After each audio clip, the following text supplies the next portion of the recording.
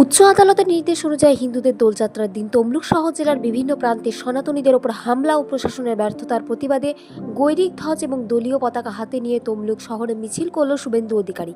বিভিন্ন সাধু সন্ত কীর্তন সহযোগে দলীয় কর্মী সমর্থকরা এদিন এই মিছিলে পা মেলায়।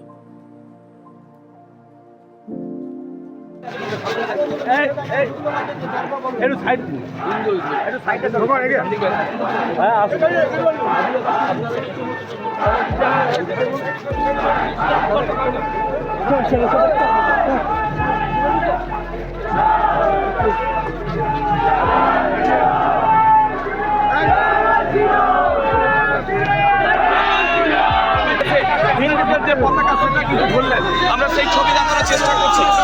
আমরা এবং তাকে কিন্তু হচ্ছে